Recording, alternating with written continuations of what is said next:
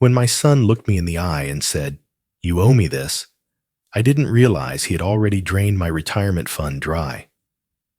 For 9 months, he'd been quietly bleeding my account, every deposit, every interest payment, until my future was gone. All to impress a woman who barely speaks to me. I thought coming back into his life, after decades of absence, would heal old wounds. I offered my time, my money, my home, believing I was rebuilding our bond. But all I did was hand him the keys to my financial ruin. I was nothing more than a convenient bank account with a familiar face. What happened next will make you question whether blood truly means loyalty. And before I show you how I turned the tables and made my son learn a lesson he'd never forget, stick with me until the end. This isn't just a story of money. It's about justice, respect, and the price of betrayal paid in full. I turned 65 with more silence in my house than I ever thought I could stand. My wife had been gone for nearly a decade, and retirement after 40 years on the rails as a civil engineer was supposed to be my reward. Instead, it felt like an empty sentence. No projects, no schedules, just time, and too much of it. I thought a lot about my son during those quiet days. Michael. I hadn't been there for him the way I should have. When he was 5, my job sent me across the country. By the time he was 12, my marriage was over, and he stayed with his mother. I saw him on holidays, sometimes birthdays. We spoke in polite, stilted phone calls that always ended with, "I have to go, Dad." Years turned into decades, and I told myself work was for the family, that sacrifice was love. But now, sitting alone in my retirement, all I could see was the distance I'd built. One late autumn afternoon, I dialed his number. My hands actually shook. It had been nearly 2 years since we'd spoken. "Michael," I said when he answered, "I'd like to see you. Maybe dinner sometime?" His pause was long enough for my chest to tighten. "Sure, Dad. We can arrange something." I drove to his house the following week. His home was modest but well kept, a young family's place. His wife, Rachel, greeted me politely, though her smile felt tight. Michael was cooler than I expected, his words courteous but clipped. The meal was short, the conversation shorter. I drove home that night, feeling like I'd stepped into a stranger's life, but I told myself I couldn't give up. Over the next few months, I kept showing up. Small visits, coffee invites, offers to help fix things around the house. At first, he declined most of them, but slowly, Michael began to accept. A shared lunch here, a chat in the driveway there. He didn't thaw overnight, but the ice wasn't unbreakable. One Saturday, standing on his back porch, I noticed the paint peeling along the window frames. "These need some work," I said. "I could help you fix them. Or better yet, hire someone to repaint." He shrugged, almost embarrassed. "We've been putting it off. Money's tight." That word, tight, lit something in me. I couldn't go back in time and teach him to ride a bike or be there for his first heartbreak, but I could fix things now. I could provide. "Let me help," I offered. "Not just the paint, the roof, the old furnace. You've got a young family. You deserve comfort." At first he refused, but then the refusals softened into, "if you really want to." Soon, I was writing checks to cover repairs. I paid off a lingering car loan. I even helped chip away at his old college debt. Each time I sent money, he thanked me more easily, his voice warmer. I began to feel something I hadn't in years, needed. The cold dinners turned into longer visits. Rachel invited me to Sunday meals. My granddaughter started calling me Grandpa George again. Every little gesture felt like proof that maybe my absence was forgivable. Winter came, and I found myself spending more weekends at their home. Michael spoke more about their dreams, adding a deck, maybe upgrading their car. I listened, nodding, already calculating what I could afford. I had my retirement fund. It was healthy, well managed. What use was it, sitting untouched, if not to make my son's life better? One evening, after dinner, Michael walked me to my car. The porch light threw shadows across his face. "Dad," he said carefully, "you've done so much. I don't know how to thank you." I waved it off. "You don't have to thank me. I just want to make sure you're okay." He hesitated, then added, "It's just, sometimes emergencies come up. You never know." I looked at him for a long moment. This was my chance to show I trusted him, that I was done being the distant father who only appeared at milestones. "Michael," I said, "I want you to have access to my retirement account, just in case something ever happens to me, or to you. I'll set it up so you can make withdrawals if there's an emergency." His eyes widened, surprise flickering into something I couldn't quite read. "Are you sure?" "Absolutely," I said. "It's time I make things right." That night, as I drove home, I felt lighter. For the first time in years, I believed I had my family back. I didn't know it then, but I had just handed him the keys to my future. Spring rolled in with warm weekends and the kind of blue skies that make you feel young again. Michael invited me to a neighborhood barbecue, then asked if I wanted to come with him and his daughter to the zoo. "You've missed a lot of her growing up," he said. "Maybe it's time to catch up." I nodded so hard it embarrassed me. He was different now, more open, more cheerful. He sent texts in the middle of the week just to say hi, or to ask if I wanted to grab lunch.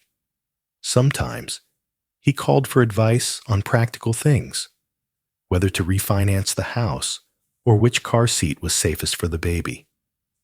I lived for those calls.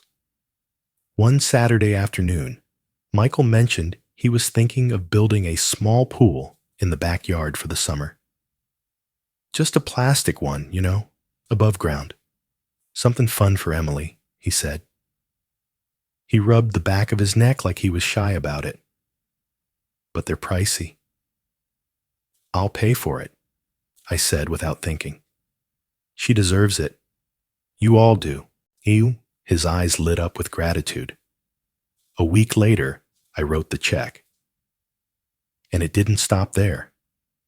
A few days after the pool arrived, Rachel casually mentioned her car was having issues. Michael nodded along as if he'd just heard about it. "She's been driving that old sedan since college," he added. "It's about time we looked into something more reliable." So I helped with that too. I didn't buy the car outright, but I covered a large part of the down payment. Rachel kissed my cheek. Michael grinned and said, "Thanks, Dad." Each act of giving felt like laying bricks back into a house I'd once abandoned. I wasn't just helping them. I was rebuilding what I had broken. With every check, I felt like I was undoing another year of absence. But behind Michael's suggestions, there was a quiet pattern forming. One night, I overheard a conversation between Rachel and her sister on the patio. I was inside, finishing dishes. The screen door opened just enough to catch the wind. And their voices. "Don't push it all at once," Rachel was saying. "Let Mike be the one to ask. It looks better that way. The old man likes it more when it comes from him." My hand paused mid-wipe. The old man could only be me. Her tone was casual, confident, like she was orchestrating a plan. I leaned closer, my chest tight. Her sister laughed. "You think he's good for more?" "Oh, he's got more," Rachel replied, almost smug. Mike says the account's huge. We just have to pace it. I didn't confront them. I couldn't. Not yet. Maybe I had misheard. Maybe I was just tired. That's what I told myself as I lay awake that night, staring at the ceiling. The next week, I started to notice other things.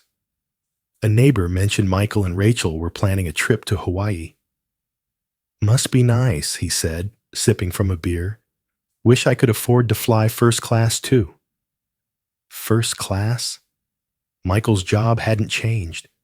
He was still at the same IT firm, mid-level. Rachel didn't work. Their income hadn't magically increased, but their lifestyle had. I asked gently over coffee, "How are things going with work? That trip to Hawaii sounds exciting." Michael looked up sharply. "Who told you about that?" "Just heard from a neighbor," I said. "I'm happy for you, if it's something you can afford comfortably." He stiffened. "You think I'm wasting your money?" No, I backpedaled. "I just meant—" "You think we're using you," he cut in. His voice was rising. "That's what this is about, isn't it?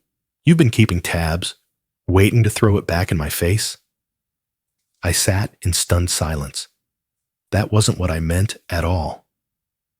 He stood up, grabbing his keys. "You weren't around for 20 years, Dad. You don't get to judge how I live now." The door slammed behind him. I spent the rest of the day in a daze. Doubt gnawed at me. Was I being paranoid? Was I sabotaging the only real connection I had left? But something inside me had shifted. 2 days later, I showed up at their house unannounced. I told myself I just wanted to talk, to apologize maybe, but what I walked into would change everything. Rachel was in the kitchen, phone to her ear, facing away from me. She hadn't heard me come in. "Don't worry," she was saying, her voice low and smug. "He still thinks he's the great dad now. Just smiles and signs whatever Mike puts in front of him. The old man still has money, and even if he runs dry, he won't stop trying. Guilt's a powerful leash." I stood frozen in the hallway. Every nerve in my body lit up. She turned, finally seeing me. Her smile died instantly. We stared at each other in silence. I didn't say a word. I turned around and walked out of that house, my ears ringing, my stomach hollow. I didn't go back to Michael's house for 2 weeks, after hearing Rachel on the phone. Something inside me needed proof before I confronted either of them. I kept telling myself I might be wrong, that my guilt, my own history, was coloring everything. But the unease wouldn't go away. One morning, I drove to the bank where my retirement fund was managed. It had been months since I'd looked at it in detail. The account had always been healthy. I had planned carefully, decades of contributions, smart investments, a safe cushion for the rest of my life. The moment I sat down with the banker, something in his expression made my stomach twist. He pulled up the account on his computer and turned the screen toward me. The balance blinked back at me, $482.17. I stared at it. My brain refused to process the number. That can't be right. There should be— "Mr. Harris," the banker interrupted gently. "Over the last 9 months, there have been a series of withdrawals, all authorized through the joint access you granted." I felt cold all over. "Joint access? Michael." He nodded. "It appears so. The withdrawals were consistent, monthly, and then larger lump sums in the past 3 months. Most of the transfers went to an account under the name Rachel Harris." The room tilted. "Rachel?" "Yes," he confirmed. "Your daughter-in-law. She's listed as primary on several investment accounts that received these funds." I couldn't breathe. My hands gripped the armrests so hard they ached. When I left the bank, the spring sunshine felt cruel. I drove to Michael's house without thinking. He was in the driveway, hosing down the new SUV I'd helped pay for. He looked up, surprised, then set the hose aside. "Dad, what the hell did you do?" My voice shook, louder than I intended. He frowned. "What are you talking about?" "My retirement fund, Michael. 9 months of withdrawals. Every cent gone. And Rachel's name all over the accounts." His expression didn't shift into guilt or shame. It hardened. "You gave me access. You said it was for emergencies." "Emergencies?" I barked. "Hawaii is an emergency? A pool? A luxury car?" He crossed his arms, his tone steady, almost rehearsed. "You weren't around for 20 years, Dad. Do you have any idea what that did to me? To Mom? This isn't just money. It's restitution." The word hit me like a slap. Restitution? For what? Being your father? For working my whole life so you could have opportunities I never did? His voice rose, anger flashing. "You think a few weekend visits and some checks now make up for 20 years of nothing? This is what you owe. You just don't want to face it." I stood there, my mouth open, my heart pounding. The man in front of me wasn't the boy I remembered, the boy I thought I could reach again. He was someone who believed every dollar he took was justified. Rachel appeared in the doorway, sunglasses perched on her head. "Everything okay?" she asked, her voice neutral, but there was a flicker of something, maybe satisfaction, in her eyes. I didn't answer. I turned and walked away, each step heavier than the last.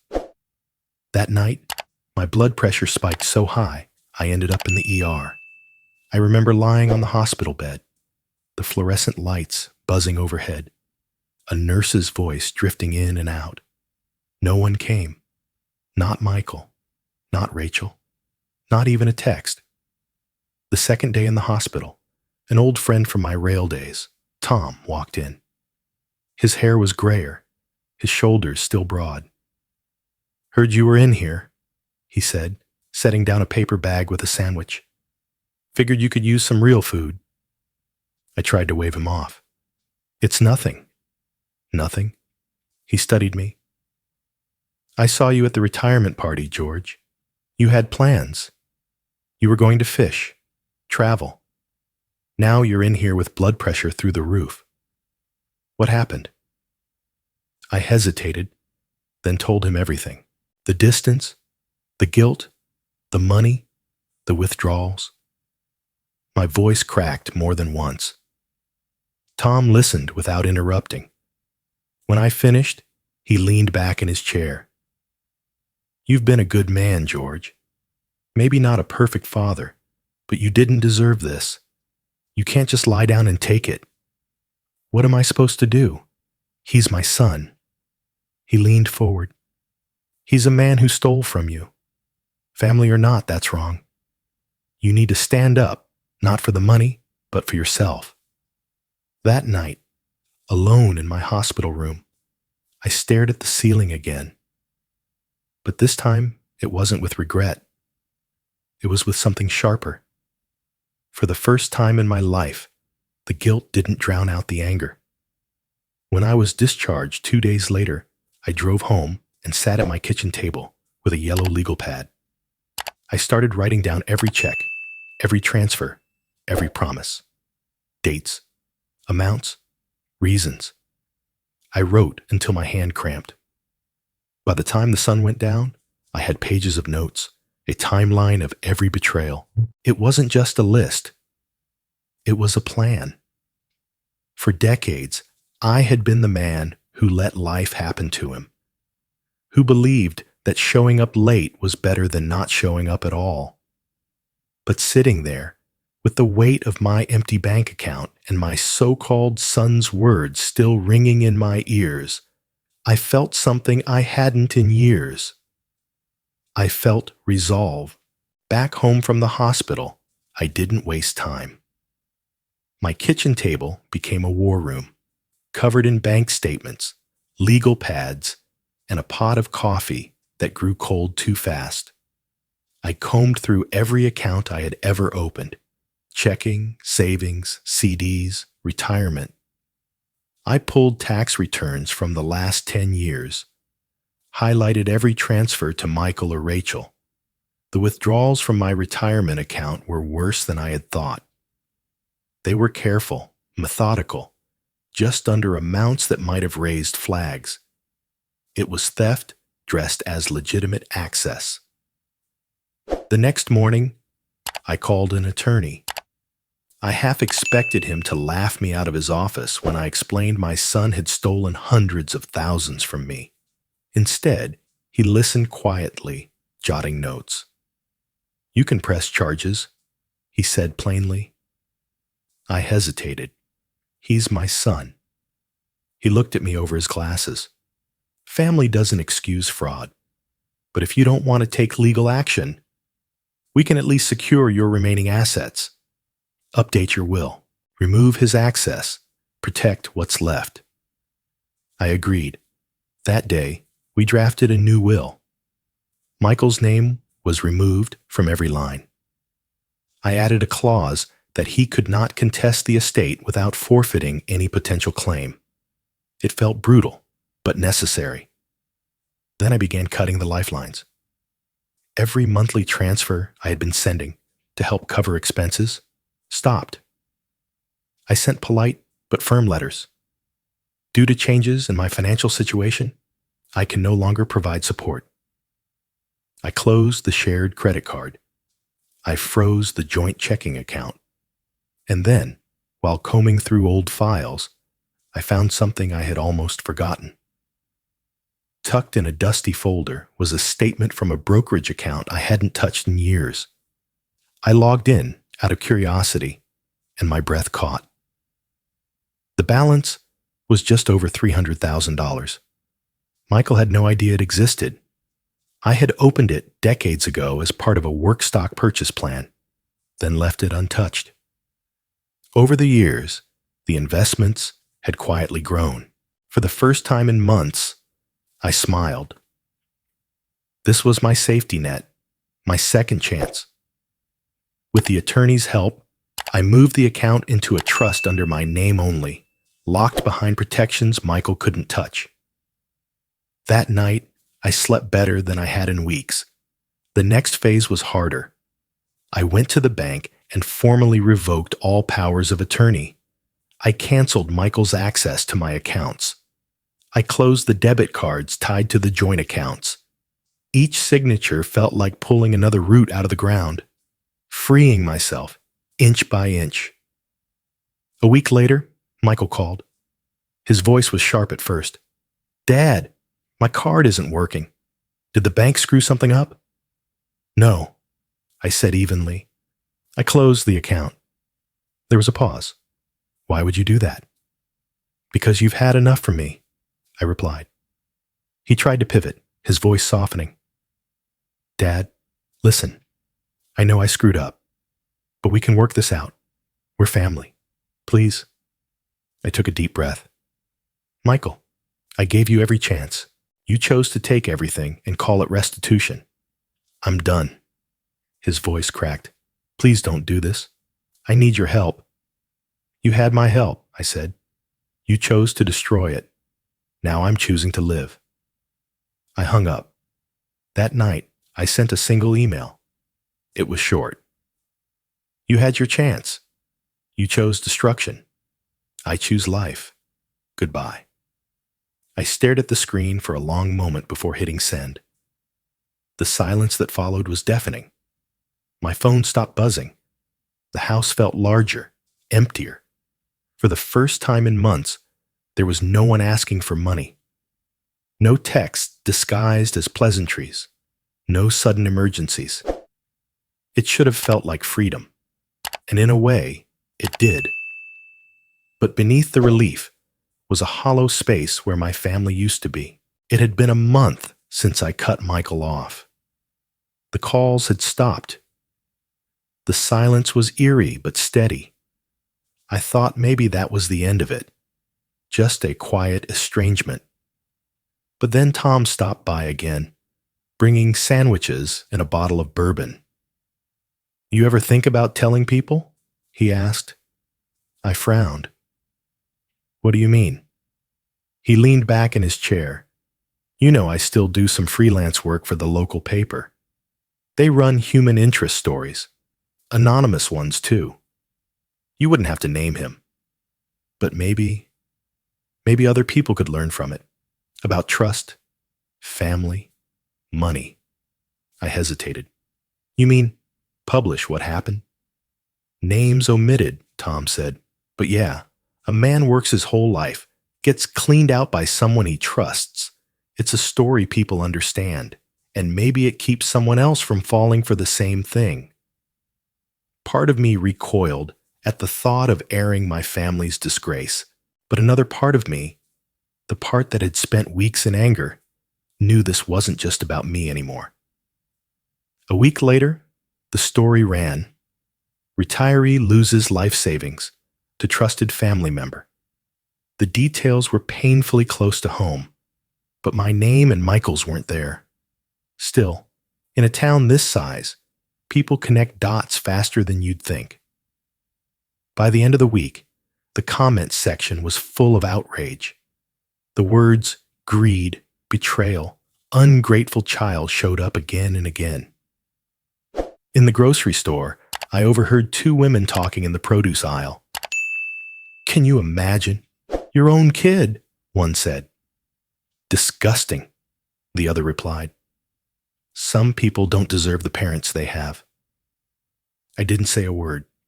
I just kept picking out apples. The next twist came from a source I never expected. One evening, I got an email from an unfamiliar address. The subject line read, "You need to see this." Inside was a message from Daniel, one of Michael's oldest friends. "George, I've known Mike since high school. I can't stand by and watch this anymore." Rachel pushed him to do all of it. She planned it. She told him you'd never fight back. Here's proof. Attached were screenshots of text messages, bank records, and even a recorded voicemail from Rachel to Daniel, bragging about how the old man doesn't even know half of what's going on. I sat back in my chair, my stomach a knot. I had always suspected Rachel's hand in all this, but seeing her words in black and white still made me sick. If the story in the paper had been a spark, Daniel's evidence was gasoline. Word spread fast, and though no one said their names, everyone seemed to know. Rachel disappeared first. One morning she was gone. Her car, her clothes, and, according to another neighbor, a substantial chunk of the couple's joint savings. All of it was in her name. Michael was left with the mortgage, a new SUV, and bills stacked higher than his kitchen counter. Then came the blow at work. Michael's job had always been steady, but Daniel's documents didn't just cover my situation. They hinted at financial shortcuts Michael had taken at the company. It didn't take long before someone at his office put the pieces together. A month later, Michael was out of a job, his reputation in shreds. I learned about it the same way everyone else in town did, a whisper at the coffee shop, then a short piece in the back of the local paper. Local IT manager resigns amid financial misconduct allegations. That night, I found an envelope in my mailbox. No return address. Inside was a handwritten letter. "Dad, I know you don't want to hear from me. I deserve your silence, but I've lost everything. Rachel, my job, my friends. I don't know where else to turn. I can't undo what I did, but I want to say I'm sorry. I was angry. I was stupid, and I let that anger ruin the only bridge I had left. I don't expect forgiveness. I just wanted you to know." I sat at the kitchen table with the letter in my hand for a long time. I could still hear his voice, still see the boy who used to ride on my shoulders at the 4th of July parade. But then I saw the bank statements. I remembered the hospital bed. I folded the letter, put it back in the envelope, and slid it into the drawer. I didn't write back. The brokerage account had become my lifeline. I sold off a portion of the shares, enough to buy a modest cottage in a small coastal town 2 hours away. The air there was sharp with salt, and the cries of gulls woke me in the mornings. It wasn't a palace, but it was mine, and more importantly, it was far from the weight of old memories. I rewrote my will one last time. Every remaining asset, from my savings to the $300,000 in the trust, was directed to 2 causes: a local fund supporting orphan children and a scholarship program for underprivileged students. The attorney raised an eyebrow, but I simply said, better the money goes to someone who can use it instead of someone who feels entitled to it. The days in the little town settled into a rhythm. Mornings were for walks along the beach, afternoons for cooking or reading on the porch. The neighbors were friendly in the way small towns are. Polite hellos, shared coffee on the weekends, the occasional casserole left at my doorstep. I joined a small volunteer group that repaired fishing nets and delivered meals to older residents. The work was humble, but it gave my days shape. Months passed, and for the first time in years, my chest didn't feel heavy. The anger softened into something else. Acceptance, maybe. Then one afternoon, there was a knock at my door. When I opened it, a girl stood there, maybe 12 years old, with dark hair and big, uncertain eyes. "Are you George Harris?" she asked. I nodded, puzzled. She held out an envelope. "My mom said I shouldn't come. She says you're not a good man, but I wanted to see for myself." I froze. "And you are?" She shifted nervously. "Emily, I'm your granddaughter." My throat tightened. I hadn't seen her since she was a toddler. "Emily, why are you here?" She glanced at the envelope. "I just wanted you to have this. It's from me." I took it, my hands trembling. She stepped back like she might run, then hesitated. "I don't think you're what Mom says you are. I just wanted you to know that." And then she was gone, her footsteps fading down the path. Inside the envelope was a note written in looping, careful handwriting. "Dear Grandpa, Mom says you're a bad person, but I don't think bad people help other people. I remember you bought me the little blue pool. I remember you came to my school play. I hope you're okay. Maybe someday we can talk again. Love, Emily." I sat on the porch for a long time, the letter open in my lap, the sea wind brushing against my face. I didn't call Michael. I didn't write back immediately, but the letter changed something in me. For years, I had equated forgiveness with letting people back into my life. Now I understood they weren't the same. Forgiveness was mine to give, but trust was mine to withhold. Family, I realized, wasn't blood. It was choice. It was the people who showed up, not the ones who claimed the right to take. A few weeks later, I wrote my own letter. It wasn't long. "Michael, I'm not writing to reopen anything. I'm writing because your daughter reminded me that people can grow. I've let go of my anger. I hope you let go of yours. I don't want anything from you, except maybe for you to live better than you did before. Take care, Dad." I sealed the letter and mailed it. I didn't expect a response. None came. That evening, I took my chair out to the edge of the porch, facing the horizon.